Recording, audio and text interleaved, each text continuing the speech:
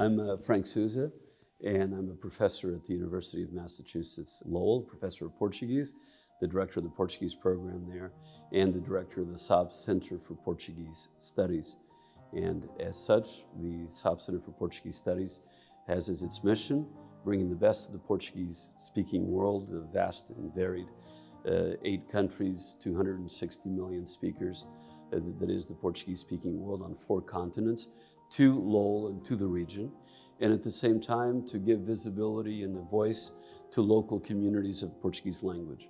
So the exhibition presently at the National Park, the Portuguese in Lowell, the familiar and the new, with photographs of Pedro Letria, a major Portuguese photographer of the Portuguese community here.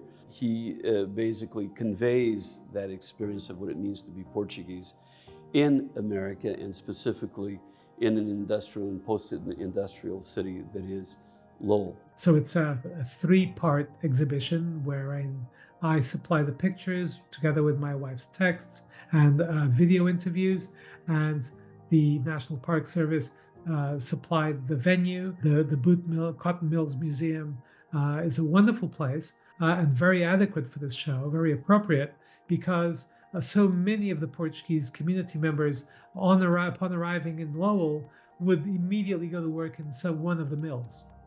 And so this, in a way, the story kind of coming around full circle and being able to present images from this community in a place that had actually provided a place of work upon their first arrival in the US. Some of the things that people, feedback they gave us that really touched us was how they had felt invisible for very long, being part of the community in Lowell, and yet not having any presence that they could share with the rest of the city. And people were somewhat proud.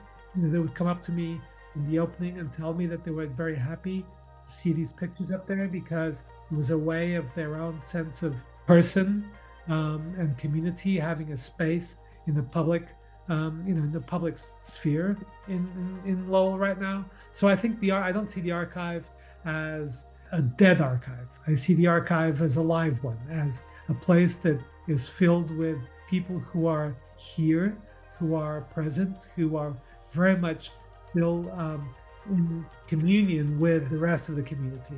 The project sort of organically came to be, and so he then proposed this exhibition that was sponsored in part by the Gulbenkian Foundation of Lisbon, and again the Saab family, the university, and the park. And so this is how it came to be. So it was basically out of that experience. He was fascinated. For him, it's the original title, or he actually considered the title "The New and the Strange." In Portuguese, it sounded less harsh, because to him, as somebody from Portugal, he immediately recognized the community. He could hear the language, though he heard a different accent from the Azores, the islands out in the middle of the Atlantic. So he recognized the language, he understood the language, he understood the religious aspects of it and some of the social aspects, but very quickly he realized that they weren't exactly the Portuguese from Portugal. It's a community that over 140 years has developed its own American identity.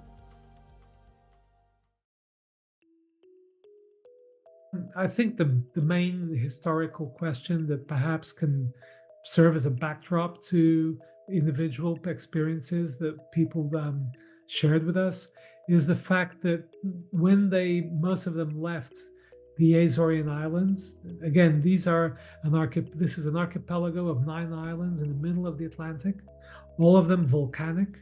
So they have eruptions, they have earthquakes, and they've had a lot of hardship in their history ever since they were populated by Portuguese nationals in the late 15th, early 16th century. And that is the backdrop that if we put together, assemble it with the historical moment that the Portuguese dictatorship between 1928 and 1974 provides, then we're into this place where it is perhaps easier to understand why so many people left their homes and went across to the US. So we're simply looking, as all immigrants do, looking for a better life. and looking for answers that were not being provided in their homeland. The history of Portuguese immigration to Lowell is really, you can divide it into two great moments of immigration. One from the 1880s until 1925, when Congress passed very restrictive immigration laws. In fact, they did so in 1917, 1921, and 1925. And to give you an idea, at one time to the United States, there were over 17,000 Portuguese immigrating a year in that time frame, and it went down to 500 in 1925. And so what set off that immigration had to do with work at the mills. And then due to very restrictive immigration, there was almost no immigration. And in fact, during the Depression in the 1930s, there was more reverse migration than immigration. So people in the islands, they have had a very harsh existence ever since they populated those islands. And it is actually revealing, if you visit the Azores today, it is an absolutely beautiful scenery. It is revealing how much of their contemporary culture is bringing back things from the US. Not only the cars or the motorcycles, but the things you see in people's gardens, the amounts of American flags you see in people's backyards. So this kind of to and fro that immigration has used between the US and Portugal is really so heavy on the Azoreans traveling to the US that I think is really just important to keep in back of our minds when we see the show. If you're interested in immigrant history, you're interested in neighborhoods and how neighborhoods come together and how they develop, this is a beautiful exhibit that really captures something. It's sort of the cherry on the cake of 140 years of Portuguese history in Lowell. Everyone's life story is incredible. Your life story, my life story, we all have something to say. And if we contextualize that within a community for whom the idea of going to the US to work and live became so ingrained in their own sense of identity, then to actually be able to register this, to record some of their experiences, some of the things that they told us were not at all pleasant. For example, more than one person that we spoke to put on shoes for the first time in their lives to get on a plane to go to the US. That tells a lot about where they were coming from. It also tells a lot about where they were going and the life they expected to get once upon arrival. It was also extremely important for us to realize that so many of these families had already a to and fro between the US and the Azores for generations. So these weren't just people who arrived, many for the first time mid-20th century. Some of them, for example, a lady that I photographed and we interviewed, she had been born in the Azores, but her mother had been born in the US because her grandmother had immigrated, but had returned to the Azores, you see? So again, this back and forth motion for me was a complete discovery. So why build an archive of this? Because these stories, I think, are so much part of the fabric and texture of what, being Portuguese means, what immigration means. And I think this is such a present and contemporary issue that I think looking back on some of these experiences will perhaps also allow us to cast some light, from which we can see actually where we stand today. One thing is for sure is that this country is mostly a country of immigrants, and it has been so wildly successful in good measure because of that. And so how you are able to trace the social history of any immigrant group is you have to go to archives. Archives are fundamental. I mean, that which you don't guard, which you don't safeguard in an archive disappears. Every individual that I met and that I spoke with and some photographed had an amazing life story. Their personal trajectories were, they were very intense. Some of them had a happy ending, some of them didn't. But every single one of them was, people were extremely generous for sharing them with me.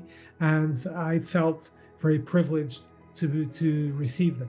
I almost felt like I was this kind of big water balloon that was being passed around in a summer party. I would meet somebody who would introduce me to somebody else, who would then invite me to somebody else's house for dinner on the weekend or something, and I just kept on doors kept on being flung open as people would introduce me to others. I found myself essentially just drawing out a context, an environment that was very much grounded within this Portuguese community. People can visit the exhibit until February 24th of 2025. The museum is open and the gallery is open from 10 a.m. until 5 p.m. So the gallery is open 7 days a week from 10 a.m. to 5 p.m. If you do go to the exhibition, and I'd love for you to go, I would also suggest when you leave to look for the community in the city. Go to the back central neighborhood. Go to St. Anthony's Church and visit the market across the street and have yourself a wonderful cup of coffee there and pick up the local flavor. I mean, people are so wonderfully welcoming and kind and open and interested in sharing their experiences and their, what they have to give, that if people were to visit the show and then actually go visit and share and, breathe some of what this community is about, then I'd be thrilled.